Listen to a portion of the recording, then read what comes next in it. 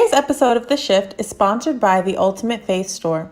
This store carries faith-based apparel and accessories for men, women, and children.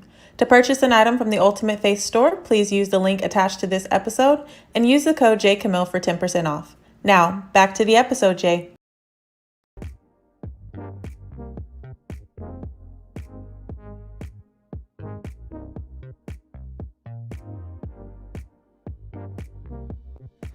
Welcome to The Shift, a podcast here to help you adjust to the new.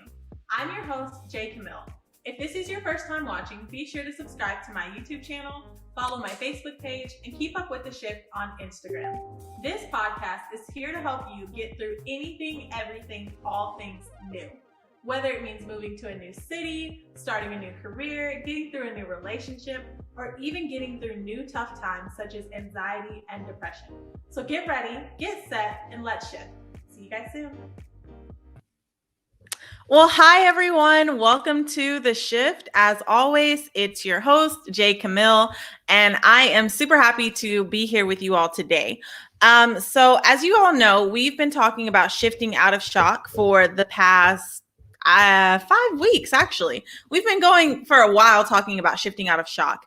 And this is to help people get out of that stuck place that they might have felt like they were in with the pandemic. You know, a lot of people learn things about themselves, such as things that they might have faced or dealt with, like anxiety, depression, PTSD, and so much more. And now we're trying to help our friends get out of that stuck place because I was there. I know a lot of you all were there. And so I'm calling in some friends, some mental health experts, some coaches, some trauma experts, and we are going to help each other get out of this place of shock. So today we have a very special story. I'm actually super excited to share this individual with you all today because this person dealt with chronic dyslexia, and then they ended up realizing that they had a passion for writing. And so on today's episode of Facing Your Fears to Find Your Passions, we are going to hear about his story. And I don't want to dive too far in, so I'm going to bring him up and you all can hear him for yourself. Ladies and gentlemen, I'm introducing Simon Rumney. Simon, thank you for joining us today on The Shift. Tell us a little bit about yourself. Hi, Jasmine. Thank you for having me on your show. I'm 66 next week. I'm English, but I live in Australia now, and I'm currently up in far north Queensland during COVID. It's kind of the safest place in the world right now. Nice. Well, happy early birthday to you. Is there anything you're doing special to celebrate? Probably not. I'd probably go to the pub with some friends and have some dinner and chat and that sort of good stuff. I'm not really into parties anymore. Well, that sounds like a celebration to me. Okay, Simon, give us a little history on your shift as we're talking about in this podcast from dealing with dyslexia to now being a 5-star author. Like, tell us how you got there. Okay, I'm going to go right back to the beginning and really talk about my personality. Is that what you're interested in? Yes, the whole thing. Go for it. Okay, because it's the foundation of why dyslexia affected me so badly is because of the even earlier as a childhood. So imagine my mother. I know now because of 30 years of therapy. My mother was a psychopath, and of course, all psychopaths are, they're not murderers. They're just not empathetic, and they're all narcissists. So she, because I have very high empathic qualities in my personality, she used me. She manipulated my emotions. So that was my foundation. So the first time I let her down, I was in the womb. So she and my father went to the cinema to see a movie, and there was the movie was an English movie called Doctor at Sea. Dirk Bogarde played a Dr. Simon Sparrow. They decided I would be a doctor, and they called me Simon at my birth. And then because I couldn't read and write. I couldn't be a doctor, so I let them down. So that's very much how setting the scene of how my personality developed. And so by the time I actually went to school and learned that I couldn't read and write, I was a very damaged individual. I didn't know that I was a very damaged individual, but I was very damaged. And then when I went to school and I couldn't read and write, the teachers uh, picked on me. They said I was otherwise bright, therefore I was being lazy and stupid. My parents were told that I was being lazy and stupid, and my parents piled in, as it were. They didn't defend me. They said, "Well, don't be lazy and stupid." So Mm. by the age of 5, the foundation for my disaster was well and truly laid. Wow. That's heavy. So if I think back, because I recall you just told us your age. So what time period was this? Like the 1950s, 60s? Yeah, I was born the year rationing ended in England, 1955.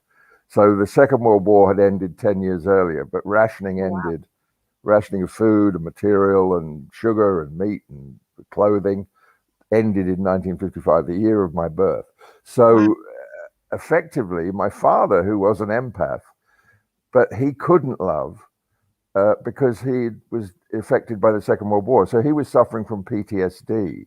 Oh. So he couldn't show love, but he was an empathic man, but he was just, his temper was very, very short and always frayed. Mm. Um, uh, so that was very sad. So he, and I grew up in a country that was in shock. Yeah. The Blitz, London had been blown away. They were building new towns outside of London because the center of London had been bombed and nobody had a house. So the Mm. place was the place. Although I didn't know it, the place was in a state of shock, and Yeah. I was, although I was in the countryside, not in the city, I was still. My teachers had been through 2 world wars. My contemporaries in the playground, their parents were all in shock. It was Mhm. Nobody understood this because, and nobody talked about their experiences during the war. But England was effectively suffering PTSD on a massive scale, Right. and and there was a very strong belief in not talking about it. You don't Talking about it was weakness. So if my father tried to talk to my mother about his sadness, she as a psychopath would say, "Don't be so weak. Stop." So he didn't have an outlet. He was constantly in pain and frustrated, and so I got no love at all as a kid. Boo-hoo, right? But it's so important. It's such an important element that kids must get love from any kind of a source.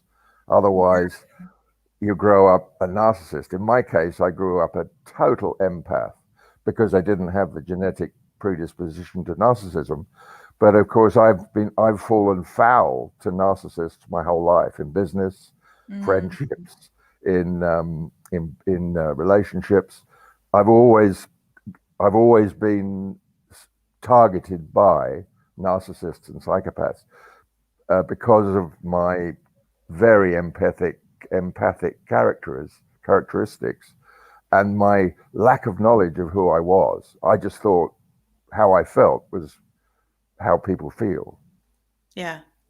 No, okay, wait. We got to go back because you helped us dive in a little bit deeper, and I want to dive in even for our listeners. So you talked about England was in a state of shock, and then what your household situation was like. So even if you weren't dealing with dyslexia, it was still going to be tough because everyone around you, the environment, they weren't nurturing because they were in shock, and then you're with your parents, then you weren't receiving any love there. And then you add on top of that, you dealing with dyslexia. Like, how were you able to even survive? And then I did hear you just mention a pinch about business. So then, how did you then go from school to business dealing with all of this? Okay. Well, that's that. That's really if you'd have if you'd have told me at the beginning what was going to happen, I wouldn't have believed you, or it wouldn't have rung true. It wouldn't have made sense. But what happened was, um, I have a fundamental intelligence. I have a very high emotional intelligence, but I have the inability to learn through reading, and the inability to write as a child. So, um, to answer your question, I kind of stumbled. So I went to school. What most people with my problems would become academic, and they would mask their perceived failing by being a grade A student. I couldn't do that. And then people of my size, I'm 6'6". People of my size, usually then, in that case, you plan B, you become a sportsman. So I started being a sportsman, and I was really good. First kid to swim the length of the pool, and played Yeah. soccer and rugby. And then I got asthma. And then the doctors in those days diagnosed my asthma as psychosomatic, which by and large it was actually. It was a I now realize that a lot of the only attention I really got from my mother was when I was sick. So I learned to become sick. Do you know, it's like Munchausen, but Mm. not by proxy, but Munchausen. But anyway, but that was a minor thing. So I couldn't get my self-esteem from being a grade A student or being a sportsman. So I became a clown, and I made people laugh, and that was how I got my approval. This was, I didn't do these things logically. I didn't go, oh well, I can't do that. I'll do this. I can't do that. I'll do that. It just Right. You just naturally did it. one compensates, and you find the tool in. And I could make people laugh because I've got a really quick brain. I couldn't be a stand-up comedian because I hate rejection, but I could make kids laugh in the playground. So that became me. I was a clown. I always had a nickname, that sort of thing. And then I, but it was a mystery to me. I couldn't communicate other than through humor. I couldn't read and write and all that sort of stuff. So school was, well, it was just a mess. So to get to your question, I left school at 15 with no qualifications, basically, and I wandered into the world. And one good thing my parents did was they decided they put me into catering college for a couple of years because chefs make good money and they don't need to read and write. So great logic, and it was really really clever. But it didn't suit my personality. But I did the college for 2 years, so I kind of killed 2 years to get to sort of 17 rather than go into the workforce at 15. I got to 17, and I can cook now, so that's handy. Um, but I tried being a chef, didn't like it. So then I wandered out into the world of farming, airport loader, builder's laborer, Mm. anything I could do that I didn't have to show anybody that I was so stupid and lazy that I couldn't read and write. Mm. And that was, if ever I went for a job and they wanted me to fill in a form, I would just leave. Builder's labourer, no forms required in those days. Probably now you do, but farmer, I could drive a tractor. So Yeah. it was that kind of thing.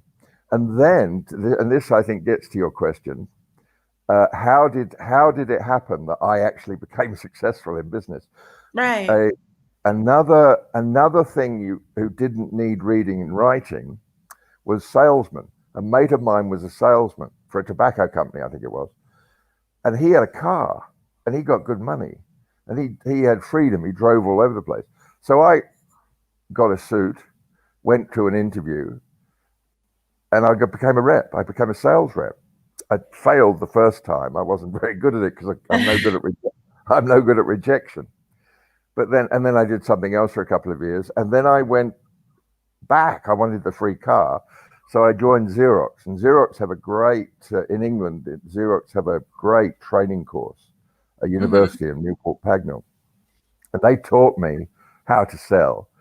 And I went off and became So I'm no good at new business because I hate rejection, but I was Yeah. brilliant at relationship business. So if upselling, going in and forming a relationship, making people laugh, have a lunch, few drinks, and then buy another computer. So I was great at that. And I kind of then sort of moved up Yeah. slightly up the chain, a bit of management, bit of this and that eventually. And then eventually I ended up in the computer industry, the communications industry, and I ended up running companies. But the problem was I had this terrible, terrible fear that somebody was going to bust me because I knew I was lazy and stupid because I couldn't read and write. And I did things. I always had PAs, so I dictated everything. Hmm. I never wrote anything. No, if, the fear of being in a meeting and somebody asking me to write on a whiteboard was heart attack material. It was, it was. I could stand up and give a speech day in, day out. I gave presentations as long as I didn't have to write anything. I was cool, and I couldn't read anything. So what I used to do, and I was terribly ashamed of this until after my recovery. I Yeah. realize now it's incredibly clever what I did, but at the time it was very shameful. So I couldn't read the white paper about the new technology because Uh-huh. it was quite detailed and quite complex. I couldn't read it. So I would get my marketing guys in to do a whiteboard presentation, get a few beers and sandwiches and say, look, just, I've read it, I know what it is, but just, you show me. Sort of thing, Oh, that sort of covering up, that pretend. it is clever. Very clever. Yeah. So they do a whiteboard presentation, and I could say, well, what does that do? And why is that good? How does that beat the competition? Right, right, right. Got it. And once it was up there, bang, I could sell it. So I then told them, well, put this in a cartoon, write it down, like simple, like you just go to me and give it to the sales force. And it just helped the sales force. And it helped the customers understand and the salesmen. So it was incredibly clever, but I was just so shamed for it. And then, of course, I would then turn to alcohol and bad relationships and that sort of thing to overcome the shock of surviving those meetings. I Yeah. now realize that I shouldn't have been ashamed. I should have just boasted about it and told everybody. But at the time, I felt like a fugitive. I thought I was going to get caught. Yeah. Wow. So one at that time period, because I meant to hint or to ask this earlier, but at that time period, did people even know what dyslexia was? For one, and Uh, then two, how long did you deal with this until you were like, okay, it's time for me to unmask the beast? yeah. Well, I didn't know there was a beast. I didn't know there was a beast because with dyslexia, obviously when I was 5, I went to school in a little village in England. Nobody had ever heard of it there. Yeah. I Nobody even mentioned that it could possibly be. They just they're lazy and stupid.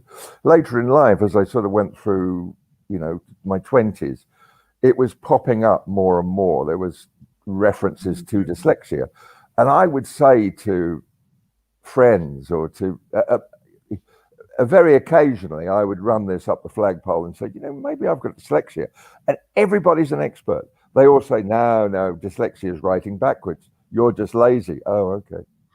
Wow. You just can't spell because you're too lazy to spell. You don't concentrate. Those Everybody has these opinions. So then you stop asking, and you say, Yeah. well, okay, I'm not dyslexic. I'm just stupid because I couldn't be stupid. I wasn't stupid, but I believed I was in my absolute core. I believed I was stupid, And here's the and thing, you absolutely weren't because these were some genius things that you did to be successful. you Like, unbel- can you imagine running a computer company with? I mean, how clever I had to be to do it without being right, able to read and write. But I was so right. ashamed. I was deeply, deeply, deeply ashamed. And I would always I mean, sabotage myself. if I tell you about myself, like, in my daytime job outside of podcasting, I'm an engineer. And so engineers naturally, we don't always associate ourselves with words. We write things out on whiteboards. So to us, that would be normal. And no one would ever suspect anyone might have dyslexia or anything because it's whiteboards all the time. That's what Yeah. makes sense to us. So to me, that is extremely genius. And just to me, I would never think that you are lazy or stupid for doing that. And nobody did, of course, only me. Everybody Yeah. thought I was really smart. Everybody knew I was really smart because I was really smart. But I knew in my core that I was lazy and I was stupid. So Mm, the foundation of a mother who tormented me because of her narcissism, the yeah. foundation of teachers who were damaged by war and not knowing what learning disabilities were, then me going into the world. So all of that foundation lay at the bottom of the the blind. Can I call it blindness? I could not see my value. I could not see it. Everybody else did, and everybody just assumed I could read and write because I pretended I could. Yeah. But that with notwithstanding, who cares? I was selling computers. That's all they cared about. But but in my mind, it was always, oh my God, I'm a fraud. I'm going to get caught any minute. So Mm, I would turn to alcohol and I would turn to bad relationships and then I would sabotage myself. I would kind of, you know, the end is coming, so I might as well bring it on myself. So I'd move on to when everything was going so well, I would yeah. then leave the company, and nobody could understand what the hell was going on. And Mm, and and then I'd go and join somewhere else and do well, and then I'd blow that up as well, and I'd drink too much, and the usual yeah. nonsense. And and that really was the cornerstone of my life. So the more money I made, the worse I got because the worst thing you can do to somebody who's so insecure and so troubled is give them an escape. You know, to, and money is an escape route because if you feel bad and you've got money, you would jump on a plane and go to Spain, and that'll take the pain away for a day, and then you'll be miserable in Spain. But it's the notion of being able to run away. So bigger car, bigger suit, better suit, more expensive house. But it doesn't make the pain go away. It doesn't fix anything. It just masks the problem temporarily. That's so real. And I want to briefly pause for our listeners and just state that on based on your story alone, how much words have power. So whoever is listening to this, whether you're a parent, an educator, or you volunteer with children, do know that your words have power, because to think that for so many years you constantly told yourself, I'm lazy and stupid. I'm not good enough. I'm lazy and stupid. And you would jump from job to job to job and be successful. But in your gut, because everyone else said you were lazy and stupid, that's what you started to believe about yourself. And you didn't see what others saw. And I just think that impacts so many individuals as adults more than people realize. Like, it's extremely important as parents, as educators, as leaders of children to be cautious of what we say, because this is the next generation. And do you want them to believe that they're not good enough? Because then that's how they're going to carry themselves. And I'm so thankful that, you didn't go too far off the edge, that you weren't like, you know what, well, since I'm lazy and stupid, I'm just going to end it and I'm going to be done. And because that's what a lot of people do in this state of shock, which is why we're trying to help them in this Yep. episode, is because they decide, you know what, well, since this is what everyone else thinks, I'm just going to check out. I'm not worth staying here because this is who I am according to them. So I'm done. But Yep. you had a fight to say, okay, even if that's what other people believe, I'm going to prove that I can be successful with this. And then eventually, when it did start to eat you up inside, I feel like it was something you had to prove to yourself. And I want to ask you, how old were you? At what stage did the switch go off that you're like, I can't keep living in this alter ego as you've described? and I know like you called it your alter ego in our one-on-one. Yeah, Uh, yeah. at what point did you just say like, I can't do this anymore? I have to be myself. Okay. The turning point came a very, and I'll go into the detail of this because a lot of people who might be listening to this uh, are probably empathic. Narcissists don't tend to, pay attention to these kind of things. They're above it. Yeah. I'm, as I said earlier, I'm a total empath, and I've always been ensnared by narcissists in business and in relationships. But I moved to Australia. I ran away to Australia, should I say? I ran away from jobs. I ran away from places. I ran away from relationships. I ran away from. So, if there had been a Xerox office on the moon, I'd be there now. It's kind of I was always running away. Yeah. And so I ran away to Australia, and I ran computer companies in Australia. Mhm. And I fell in love with a beautiful narcissist. I didn't know she was a narcissist, but she was a narcissist, is probably still a narcissist. And I fell head over heels in love, as that empath does, and I became entirely ensnared. And I now know this because of research and therapy. What narcissists often do is when they ensnare an empath, it's all about control. They need control over that person because they become their possession. So Mm. what they do is they convince you, and it's happening. I know this could be controversial, but I'll make a comment. It's happening to Prince Harry right now. He's ensnared by a narcissist, and what he is being told and what he is doing is exactly what I did. What the narcissist does is they convince you that you've got a problem and you need to seek help. They often use you being forced to see a psychiatrist as an element of their control. So, and then you start saying things, in his case to Oprah, sadly, about how he's sad and suicidal and the family never supported him, blah, blah, blah. I did exactly that. I became controlled by the narcissist. But the great thing was, she forced me to a psychiatrist, and that saved my life.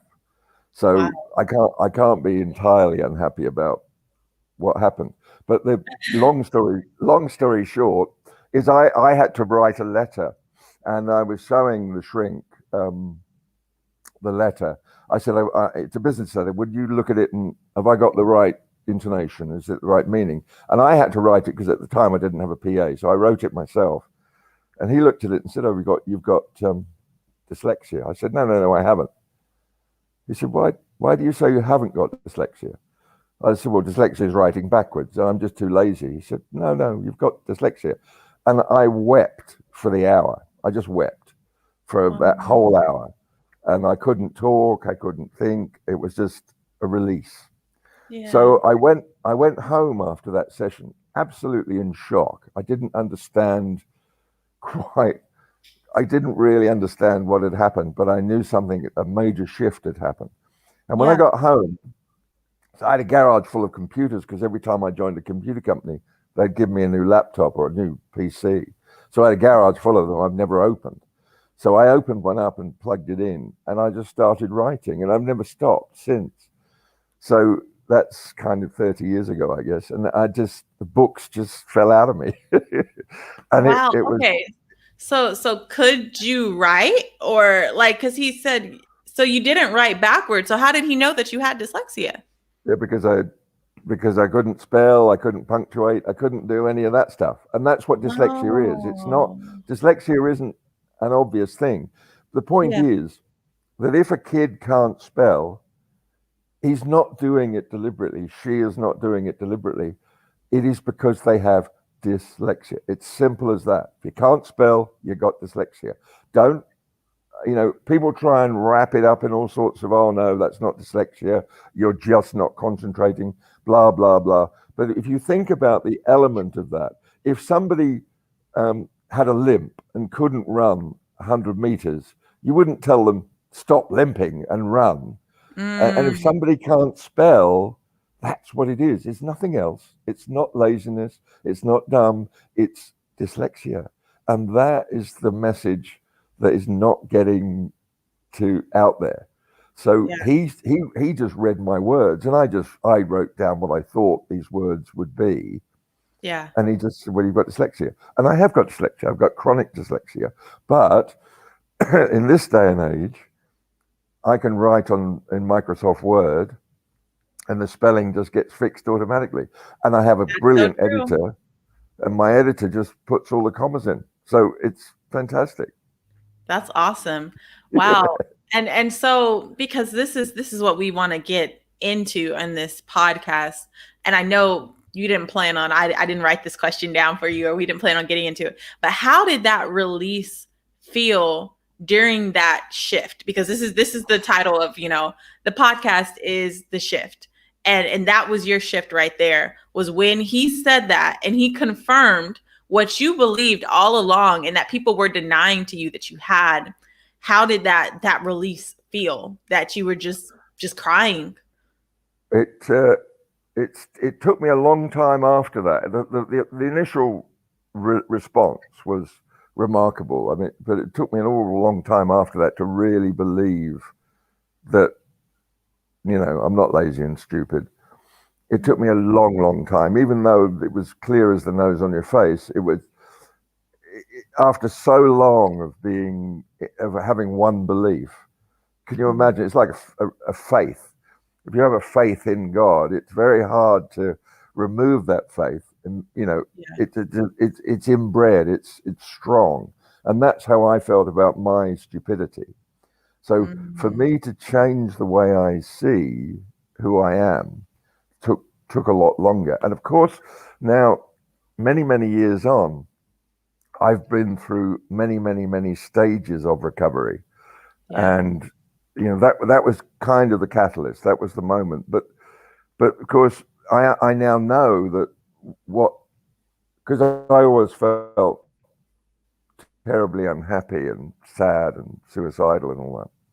Yeah. And I was on antidepressants and having therapy, and they weren't working. But now I know what I was actually suffering from, what they call borderline personality, Mm. is it's now being understood that that's a misdiagnosis. Half the people who are diagnosed with borderline personality are, like me, suffering from PTSD, post-traumatic stress of having a mother who is a psychopath. Oh, and wow. and I used to self-harm. I wet the bed to long after I should have stopped doing that. And now in hindsight, I realize, because I was in state of fear. She was causing me terrible stress, and that post-traumatic stress was heightened by the learning disability, and Mm. and then going into a field like sales, which is not very empathic. I had to change my character. So I'm in a I my my depression wasn't really depression. It was post-traumatic stress.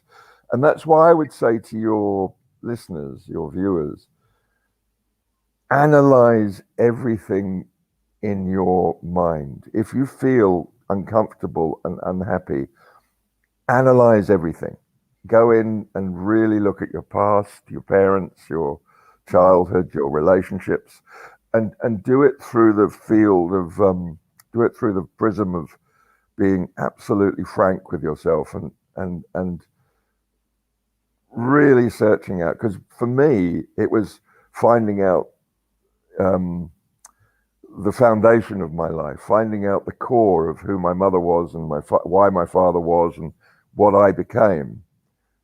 That's really been the cornerstone of my recovery. So Yeah. writing, learning I was dyslexic, and writing was one part of it. Of course, I was still ensnared in a narcissistic relationship, so when that ended, I fell apart.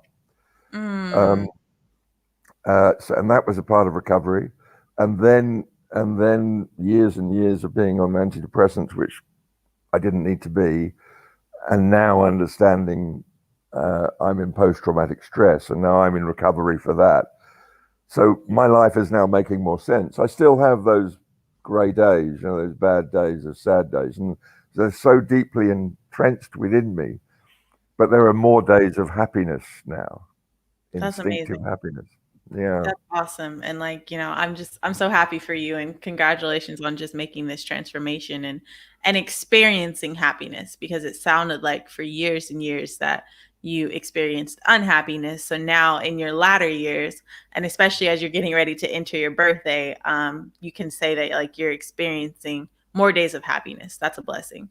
Um, Yes, that's would right. you would you say, because I know you constantly mention on this episode like the words lazy and stupid, and would you say that those words, as hurtful as they were, that came from your teachers in your adolescence, um, did they help spur you to get where you are now? And especially because in our one-on-one, you specifically phrased that they told you you couldn't quote unquote write correctly and and now to know that you're a writer and you've written several things like did those words kind of spur you to get there and to find this passion, or was it just um perhaps after this therapy session that you were like, I just want to try writing now because now I know I can do it, and now I know that I'm not lazy and stupid, that you just fell in love with the passion on it?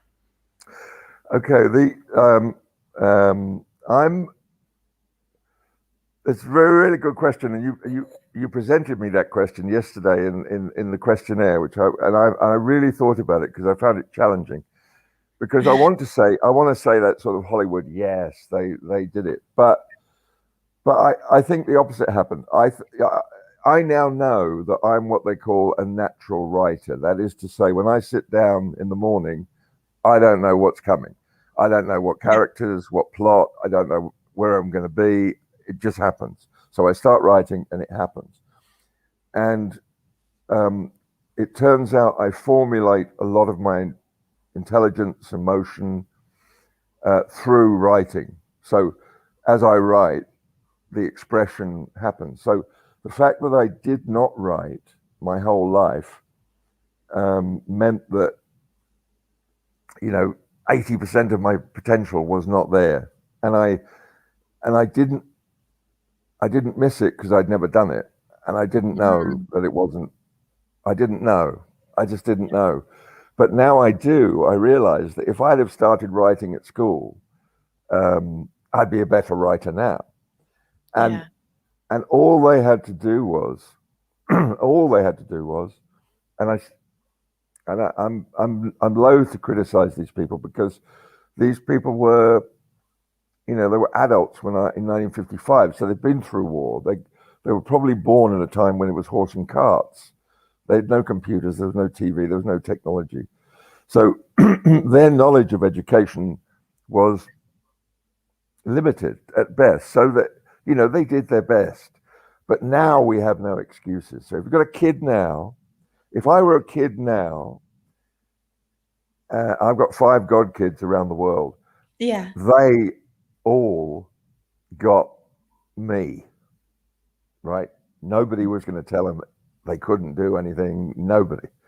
So uh, if I'd have had that at the age of 5, and if I were born now, and there were computers with spell check, I would be writing books as a Just kid, fine. Yeah. and I would have just gone through the whole of life as a writer.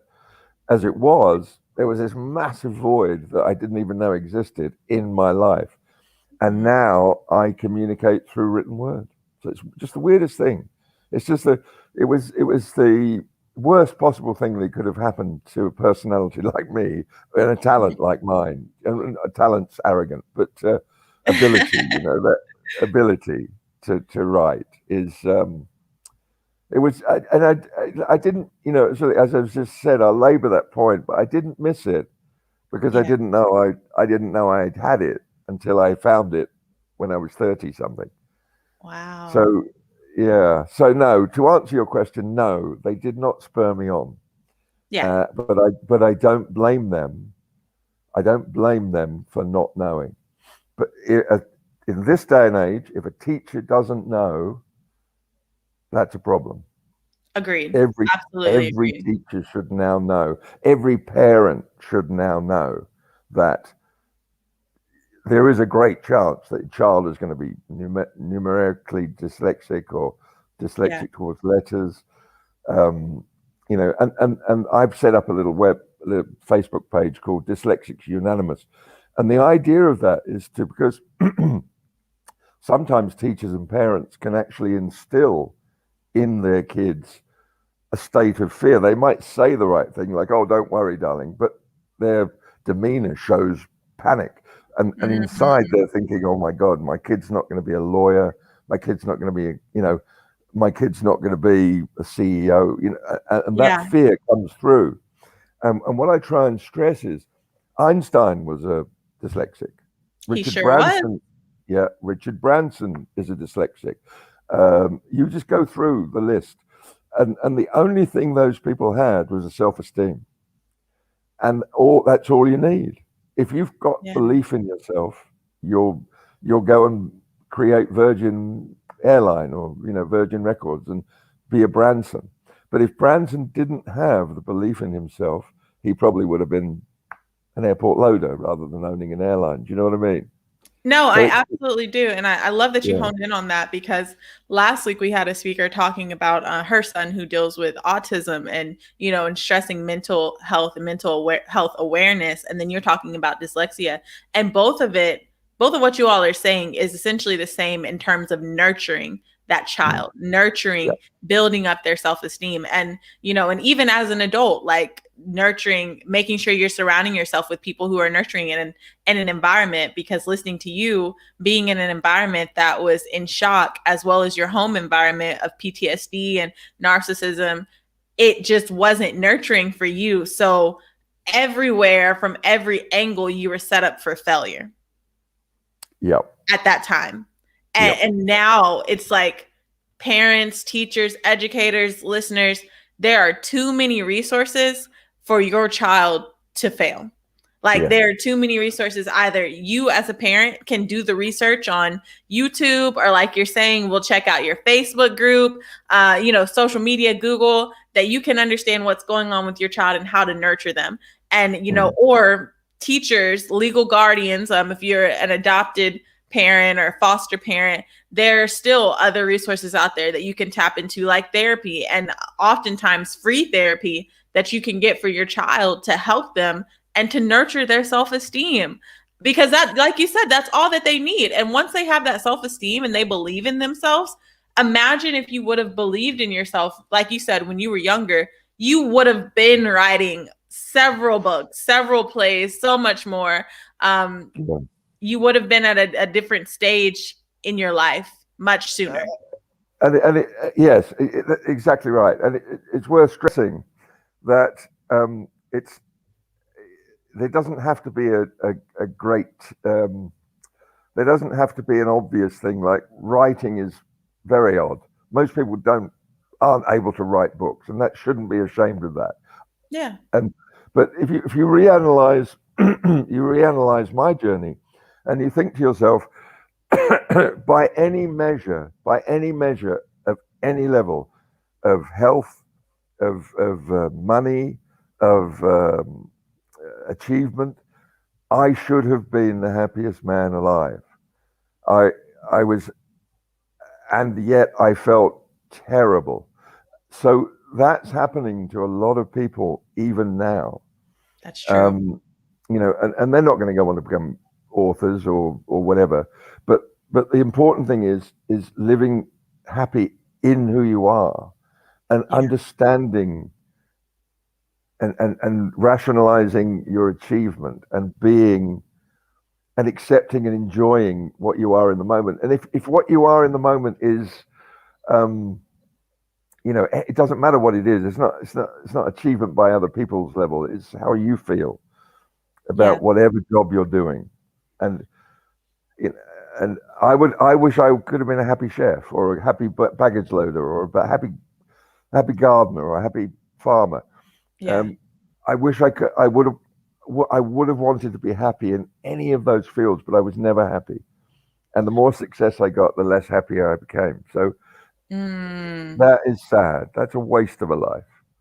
yeah. But thank heavens you're no longer there. So I do, before we get ready to close and wrap up, so would you say that when you started to find happiness in who you really were, you faced your fear of writing, that's then when you found your passion. So then maybe in these people that are looking for self-worth or looking to find their passion to learn themselves, it starts first with facing your fear and finding your happiness. Would you say that? Yes, I think one has to turn and face how you feel and how you think. That is to say, I had post traumatic stress my whole life and I felt terrible, but I never looked into it. And now Mm, that I've found a way out of it. And I encourage everybody at any age to go and look at narcissism. There are YouTube channel, a guy called H.G. Tudor. He understands narcissism because he is a narcissist, basically. But yeah. you know, he has helped. His teaching, he's not teaching. His podcasts have helped me understand who I am and how I've been my whole life. And I encourage everybody just to research how they feel. Mm, And one of the things, I mean, when I started writing, I wrote a book about Rome, for instance, ancient Rome, and I set the character um, called Julia, and she became the catalyst for the end of the Roman Republic. So, but it's a fictitious work set in a real time in history. But what I didn't know, because I wrote it from me, from my experience, the character is borderline PTSD sufferer. Every emotion that I write is that's what she's doing. So it's actually people are actually reading. My shrink reads the book and tells others to read the book to oh sort wow. of kind of yeah to kind of just to help. Anybody that reads the book will go, oh, that's me, or oh, that's somebody I know, or because it. But I didn't know that when I wrote it. I didn't. I just thought everybody felt like that. So there you Yeah. are. Yeah. Wow, we'll definitely have to check it out. Um, okay, so we're getting ready to have a quick word from our sponsor, and then we'll come back for our very last question. Okay. Okay. Today's episode of The Shift is sponsored by the Ultimate Faith Store. This store carries faith-based apparel and accessories for men, women, and children. Their foundation scripture is Matthew 17:20, which reads, "Faith can move mountains." Up to 15% of all purchases are donated to charities, small communities, and people in need around the world. To purchase an item from the Ultimate Faith Store, please use the link attached to this episode and the code JCamille for 10% off. Now, back to you, Jay. Okay, so as we come to our last question, what three tips or pieces of advice would you give to a listener tuning in today?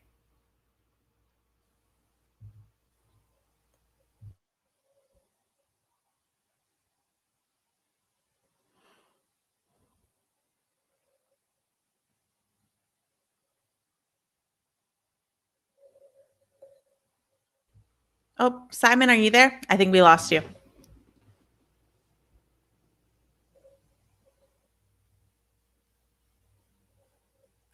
Are you there?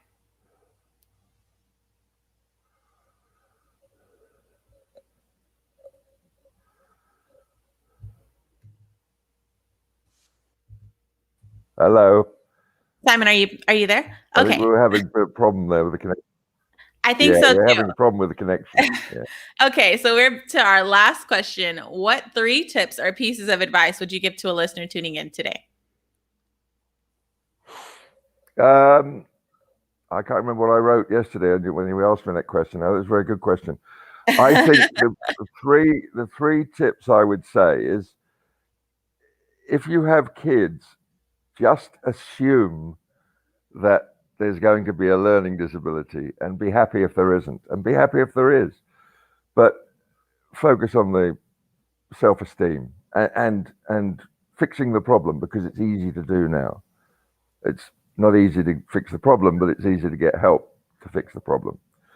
Yeah. I would say examine oneself. Examine at any age, look into how you feel, look into how people make you feel, your relationships, parental relationships, uh, and really, really, really look into it, and try and understand that, you know, not all people are good, not all people are bad, but Yeah. but yeah, and I can't remember what the third was. No, you're good. I think you said about developing the self-esteem again. Oh yeah, no, that's very, very much paramount to, and showing the child that you believe that self-esteem is the most important thing, and have no fear. A child will, you know, even I, in that mess that I was in, had success. All I all I didn't have was the ability to enjoy that success. So if I had been created with a better self-esteem, I would have had a great time making lots of money in London and Sydney and all that, you know, traveling the world. As it was, I was always in a state of shock and sadness. So build up the self-esteem always, in your friends, in your kids, everywhere, in yourself. That is so crucial. And may I add to that, just from your comments on earlier, don't set expectations for your kids. Like, let them be who they are. I agree with you that oftentimes I heard people make statements like, "Oh, you know, they're going to be a doctor or they're going to be a Mm. lawyer, they're going to be this." And you're like, can I just choose my own path in life? Like, um for the longest I used to wrestle between wanting to be an artist and wanting to be an engineer, simply because I have a love for music, and people around me would often talk down on me wanting to be an artist. And they were like, you know, no, you can't do that, that doesn't pay a lot of money, and you know, Yeah, you're not going to succeed in life, and all of this. And I mean, of course, I do love engineering, because I have a love for math and science, but I wanted to do both. And I was like, who's to say I can't do both? And it wasn't until I became older, because now truly podcasting is a form of art. It's speaking. And then I write like articles and stuff for magazines. And it's like, I get to express my art as well as be an engineer. But I wish when I was younger that people would have nurtured that a little bit more, because I could have been doing the things that I enjoyed much sooner, like you mentioned. yeah. Would you say when you were, because you told me you were like 38 when you made this shift. So were your parents around to experience any of your works of art? Uh, um, yes, and uh, yes, and I had the chance to tell them both I loved them before they went away, so that was good for me. That's awesome. That's awesome. But Wow. it was also hard to do, Yeah. because, you know, it was hard, but I did it, and that was good for me to sort of forgive and move on. It wasn't their fault. They psychopathy is genetic, and my father was stressed from the war, so well, you know, they didn't choose it, and Yeah. I was just a victim of it. It's just, and that's how life is. But the, we now know more. We now know so much more about personality disorder. It is worth learning and teaching your kids about that. No, that's I think it should be taught in school. I think we should teach all kids without pointing fingers. We should teach kids about bullying, why yeah. people bullying. If you're bullying is probably a bit of sociopathic or psychopathic or sociopathic, or narcissism, or and we should teach all kids, a room full of empaths and narcissists and psychopaths, which exist in all societies. One Hmm. in six people now is a narcissist in our society. We should teach them all the same thing about how it affects behavior, what how treatment of others is caused by these things. And then, because a lot of times the narcissist and the psychopath, they don't know who they are. They go into business and they destroy everybody in business, but they don't know it's wrong. And Mm. everybody else has a miserable time, but they don't know themselves what they are. If we kind of teach them, they might think they have no guilt, they have no way of doing it, but they might actually think, well, I won't walk so hard over these people. You know, Yeah, there's a better way to get things out of people. that's true. Complex, I know, but I think it should be done. I agree. Well, I think it'll help us learn how to treat people and to treat each other. And especially if you teach that to children, it really emphasizes right and wrong. So, Uh, and it gives the victims, the empaths, a heads up, and they go, "Oh, I see why I feel like that when I'm with that person. I yeah. feel sad and persecuted because I'm an empath and they're a narcissist." I think this awareness is something we should use Harry and Meghan Markle as a model for understanding how these relationships work and analyze them honestly and deeply. Come to your own conclusions, but you know something good has got to come out of poor Harry's suffering. Yeah, I mean, like in your case, you were able to learn and to heal. So, and I do hope that he's receiving the healing that he needs. So, One day he Simon, will. He'll need it. yeah. So, Simon, tell us again. Thank you again for joining us on the shift. Tell us where we can keep up with you. I know you mentioned your Facebook page, but just in case the listeners didn't get it the first time, tell us one more time before we log off of here. Well, if, the the page that encourages a broader view of dyslexia is called Dyslexics Unanimous, and my books can be bought on Amazon. Just Google the name Simon Rumney, and the books just come up, and you can buy them. They print them, or your ebooks. They're all there available. And they're available on Audible too. I did check you out before this episode. Yeah, I think they're on iBooks and all that stuff too. I always say Amazon because I never do it myself, but I think Yeah. wherever you buy books, you can get them. Barnes and Noble and all that. Absolutely. Well, thank you, Simon, again for joining us on the air. That's all from me, you all. I'm Jay Camille, and I will see each of you next week. Jay Camille, be sure to follow us on social media. Don't forget to like, share, and subscribe, and I will see you all next week.